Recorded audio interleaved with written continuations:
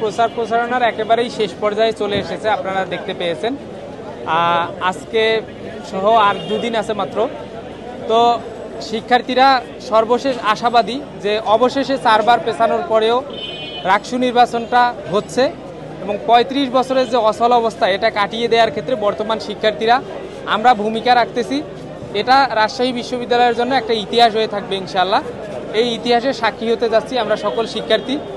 যদিও কিছু শিক্ষক এবং কিছু কর্মকর্তা কর্মচারী বিভিন্ন অযৌক্তিক ইস্যু নিয়ে এসে বারবার নির্বাচনটা বানচাল করার জন্য এর আগে চেষ্টা করেছে, এখন এসে তারা শিক্ষার্থীদের ম্যান্ডেটের পক্ষে অবস্থান নিয়েছে বলে আমরা মনে করি। আমরা আশা করি নির্বাচনটা সুষ্ঠুভাবে সম্পন্ন হবে ইনশাআল্লাহ। জয়ের ব্যাপারে রাজশাহী বিশ্ববিদ্যালয় ছাত্র শিবির সমর্থিত সম্মিলিত শিক্ষার্থী জোট আমরা অবশ্যই শতভাগ আশাবাদী থাকব। এটা সবাই আশাবাদী থাকে, আমরাও আশাবাদী আছি।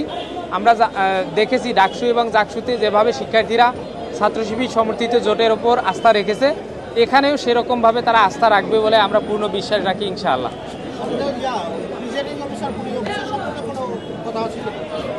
প্রিজাইডিং অফিসার, পোলিং অফিসার সহ গতকালকে একটা নির্বাচন কমিশন কর্তৃক মিটিং হয়েছে। সেই মিটিংয়ে তাদের নির্দেশনা দেয়া হয়েছে। আশা করি যে নির্দেশনাগুলো দেয়া হয়েছে এই নির্দেশনাগুলো ঠিকঠাক থাকলে নির্বাচনটা সুষ্ঠুভাবে সম্পন্ন হবে। তবে শুধু কথা দিয়ে নয়, কাজের মাধ্যমে বাস্তবায়ন করার জন্য আমি নির্বাচন কমিশনকে বলবো, নির্বাচনী ফলাফল না হওয়া পর্যন্ত আমরা নির্বাচন কমিশন সম্পর্কে কোনো মন্তব্য করতে চাই না। তাদের জাজমেন্ট আমরা করব নির্বাচনী ফলাফল সুষ্ঠুভাবে সম্পন্ন করতে পারতেছি কিনা তার মাধ্যমে ইনশাআল্লাহ।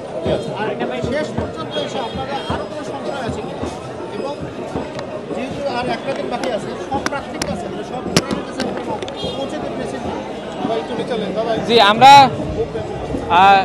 যেহেতু ডাকসু জাকসু চাকসুর থেকে নির্বাচনী প্রচারণার সময়টা বিভিন্ন কারণে রাকসুতে দীর্ঘায়িত হয়েছে এবং দীর্ঘদিন ধরে আমরা প্রচারণা চালাচ্ছি। এজন্য সকল শিক্ষার্থীদের কাছে শুধু একবার না কয়েক দফায় আমরা গিয়েছি আলহামদুলিল্লাহ। তো এটা সাধারণত শিক্ষার্থীদের বিরক্তির কারণ হতে পারে, কিন্তু তবুও তারা বিরক্ত হচ্ছে না। তারা চাচ্ছে যে নির্বাচনী আমেজটা থাকুক, শিক্ষার্থীরা ভোটাররা আমাদের কাছে আসুক এবং ভোটার প্রার্থীরা সবাই মিলে নির্বাচনটা সুষ্ঠুভাবে আমরা সম্পন্ন করার ক্ষেত্রে ভূমিকা রাখি।